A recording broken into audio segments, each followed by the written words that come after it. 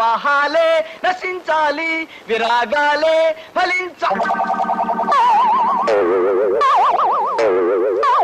ఆ సీతారాముడు తాడు బొంగరం లేనివాడు. పెళ్ళొద్దు పెటాకులొద్దు అంటూ వాగుతాడు. మీరు కూడా ఆయన మాయలో పడి బీతులు పట్టుకుపోతే నేనేం కాను ఇల్లేం కాను. అంటే శ్యామల ఇప్పుడు అది నోరు ముయ్యండి. చూస్తా కత్తితి సరసాలు. ఏ బంట్రోతు ఉద్యోగం అయినా చెయ్యండి, ఓ 400 వస్తాయంటే వినిపించుకోరు. కవిత్వం రాస్తా కథలు చెప్తానంటూ పైచిపోయేషాలేస్తారు. ఇంటి ఆయనకి మనం 6 నెలల అద్దె బాకీ ఉన్నాం, గుర్తుందా? ఎందుకు గుర్తులేదే? ఆయనేమో తను సినిమా తీస్తానని, దానికి ఒక కథ కావాలని ఇప్పటికి నా చేత 1256 కథలు చెప్పించుకున్నాడు. కథ నచ్చితే అద్దె బాకీ మాఫీ చేస్తానంటాడు. ఆ దరిద్రుడికి ఒక కథ నచ్చి చావదు.